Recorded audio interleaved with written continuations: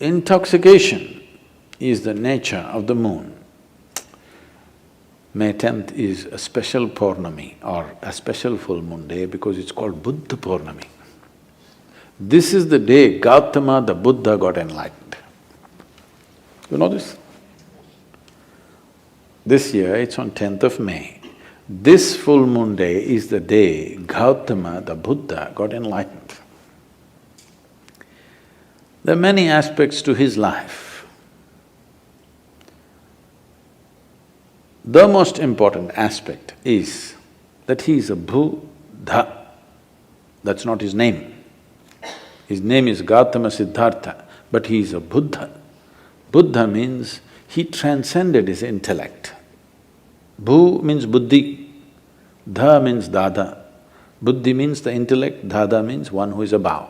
One who is above his intellect is a Buddha. One who is in his intellect is a non-stop suffering human being. Something happens, they suffer, nothing happens, they suffer, whichever way. That is, if you're below the mind, we call them Buddhu. You're missing the point. If you're above the mind, you're a Buddha. If you're below the mind, you're a Buddhu. If you're in the mind, you're non-stop suffering. So how did he become this? He tried many things in his life. He was a prince of a small princely state. Because some yogi predicted that this will either become a great emperor or become a great sage. When he made this prediction, the father got little excited. He did not want him to become a great sage, he wanted to become a great emperor. So he decided he will not expose him to… because he thought by being exposed to some suffering or misery, he may turn into a sage. So he kept him in utter pleasure, in the best of food, best of clothes, best of pleasures, everything. When he was 19 years of age, he got him married to a very pretty young woman, kept him in a palace secluded from the rest of the society where he lives in pleasure, never exposed to any kind of suffering. One day he thought he will just take a drive through the town. He asked his charioteer to take him across. So he was going, and then he saw a man who was old, was going like this.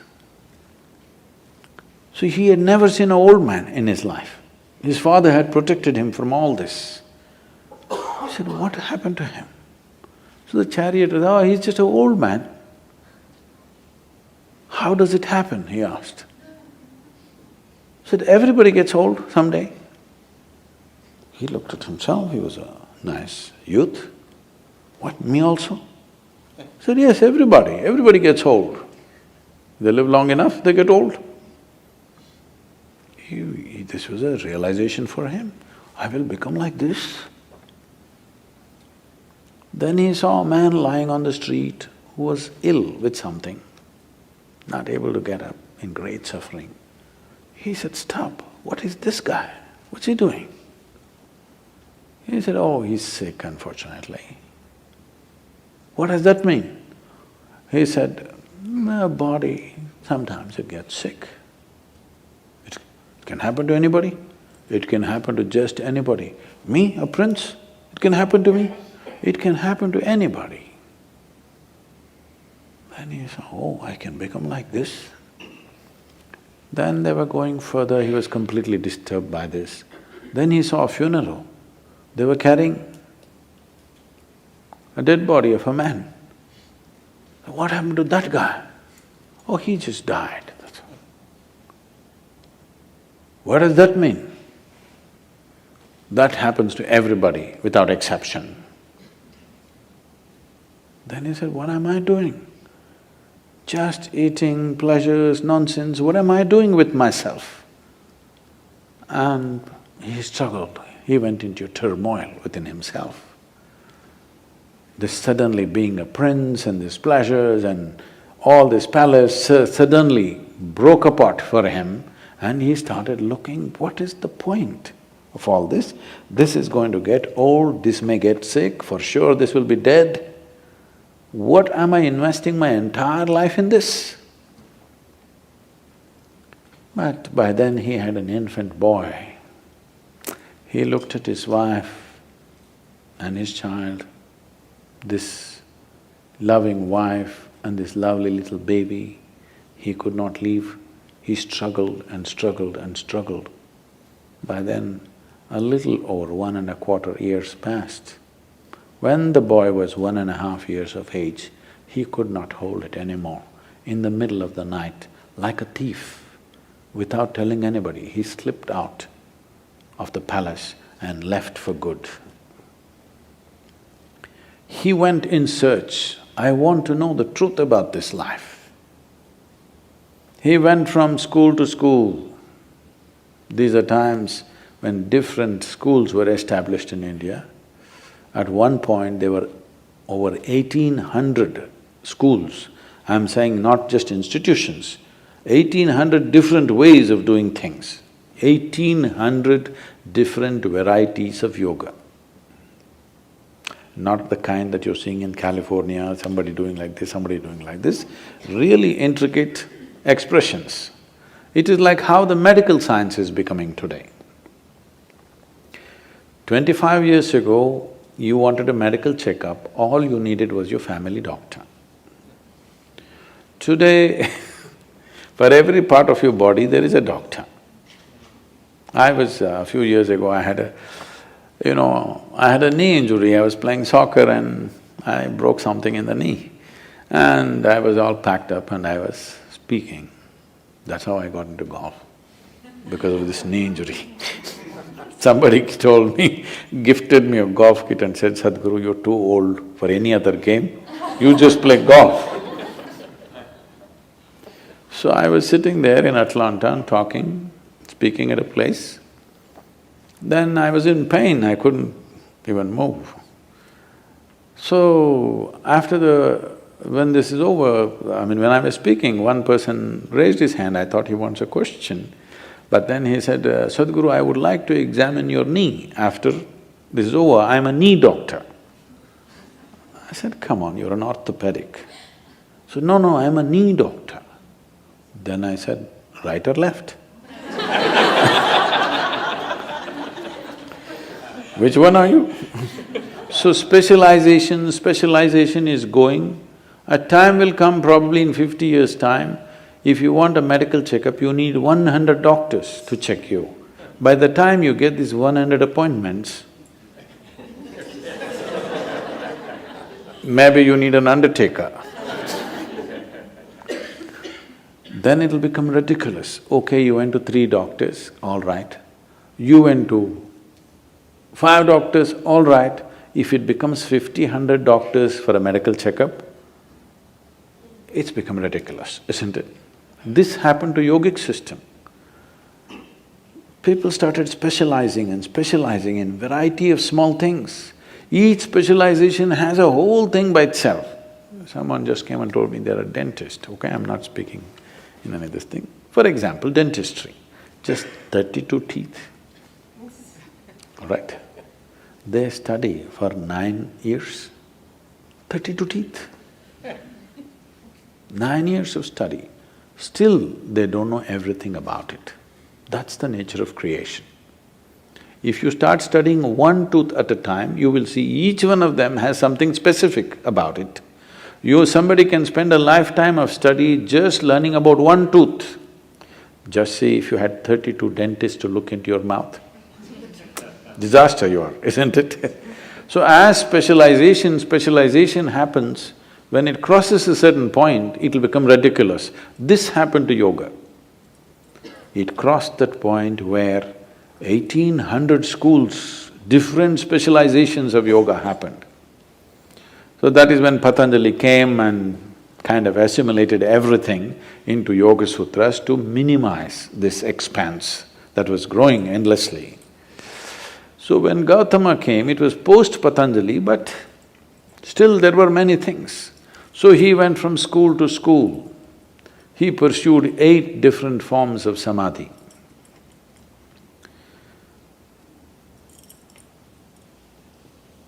We're talking about samadhi, okay.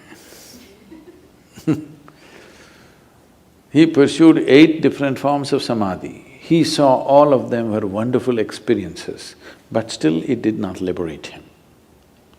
So in this condition, he was walking as a samana. There's a certain system of practice called as samanas. Their fundamental practice is this: they will never ask for food. You should not go in pursuit of food because they want to beat the fundamental instinct of survival. No matter what, you're always going in pursuit of food, please understand this. You may complicate it in so many ways, but fundamentally, you're talking so much about economy means you're just thinking about survival all the time, isn't it? Survival glorified, but still it is survival.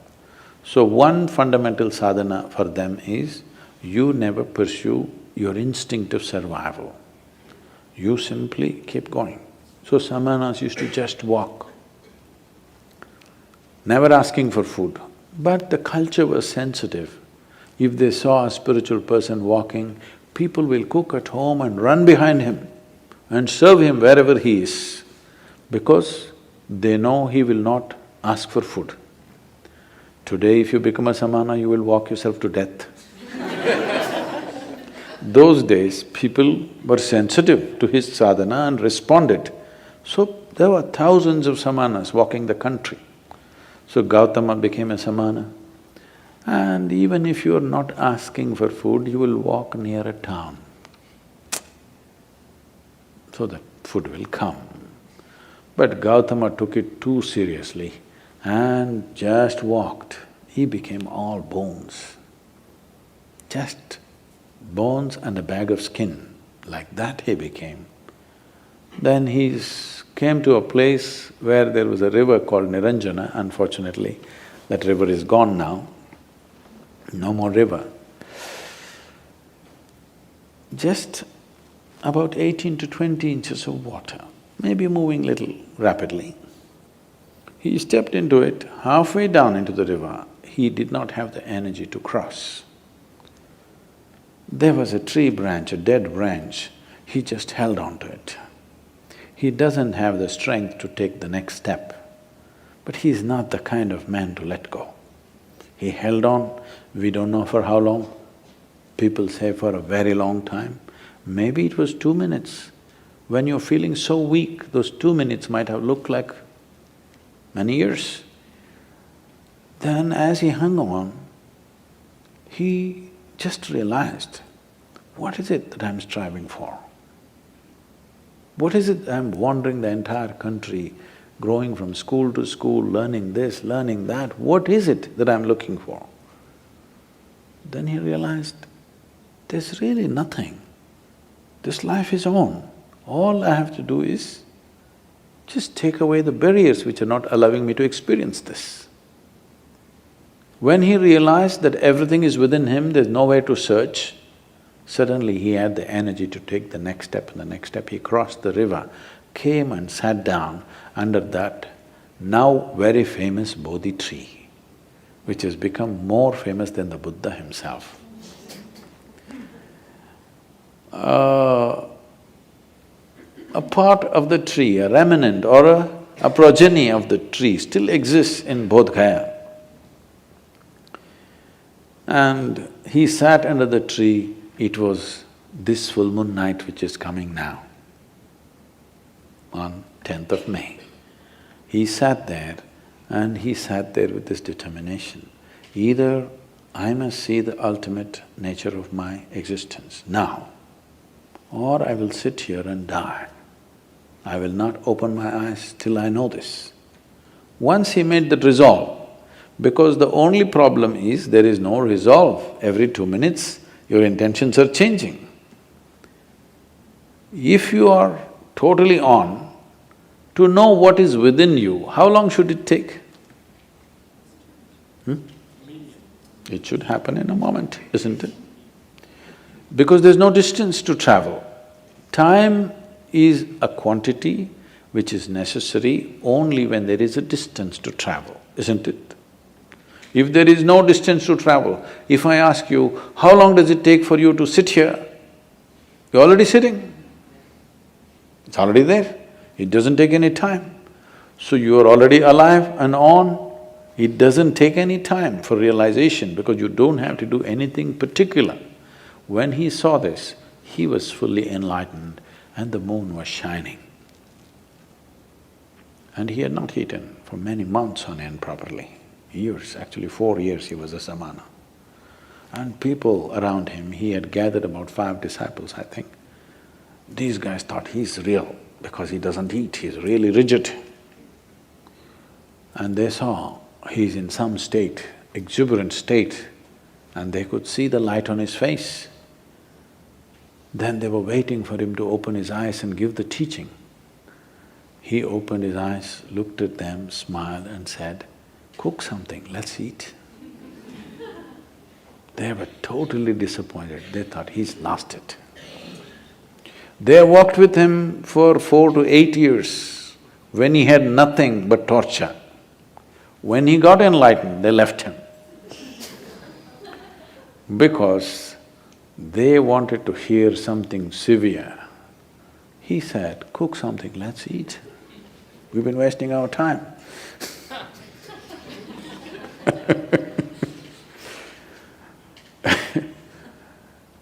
There are many beautiful episodes in his life. When he one day walked upon the river bank after he has become a Buddha and went and sat down under a tree. Tree, not because tree is the best place to sit under, ants can get you. Because that was the only real estate of those times. There are no buildings and buildings and buildings everywhere. So tree was a good place, a pleasant place to sit under. Rather than sitting in harsh sun, you sit under a tree.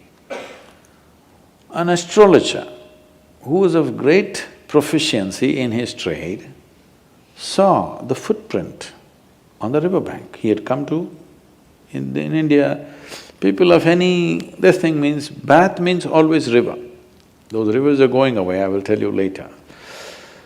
Bath means always river. So he came for a bath at the river, then he saw the footprint. There is a whole science, or rather observations, through which by looking at the way one's feet is, somebody predicts exactly what he will do. So he saw the footprint and then he saw that this is the footprint of an emperor, somebody who should rule the world. Then he wondered, why would such a person be in this remote place near a jungle? Then he followed the footprint, thinking he will meet an emperor. Then he saw this monk, Gautama, sitting under a tree.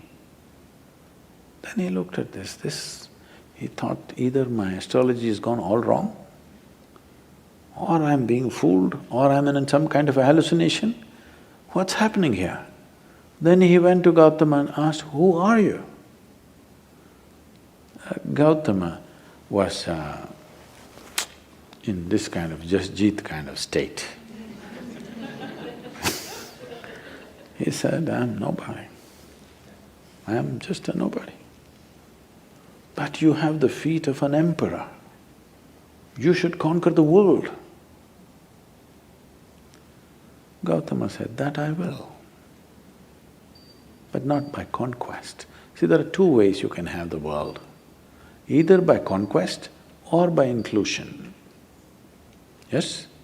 I can make you yours, either by capturing you, chaining you and making you do what I want, or by including you as a part of myself. Yes? Both ways, something or somebody becomes yours, isn't it? But if you go by conquest, it will be a pain in your neck, always. If you include, this will become a great enhancement of life. He said, "I am the emperor of the world." But then he said, "You're a monk, you own nothing. I own nothing and I am a nobody. That is why everything is mine. Even mathematicians are trying to teach you the zero and the infinite are one and the same. So you becoming a no thing does not mean you're no use. You are a no thing means you have become all-inclusive, isn't it? You are something means you can only be that. You are a no thing, you can be any way you want. This is how this life is made. If your ability to respond is not curtailed, you can be anything you wish at any given moment, isn't it? So Gautama said, I'm anyway the emperor of the world, if that's a word you like, but I'm actually a nobody, because everything is anyway mine. If you see I'm responsible for everything, everything is yours, isn't it? How does somebody become yours? Because you own them or you take responsibility for them? Because you take responsibility for them, they become yours, not otherwise, isn't it? If you own them forcefully, they will never be yours. Yes or no? Yes. If you forcefully own somebody, will they ever be yours? They'll never ever be yours. So this astrologer sat down.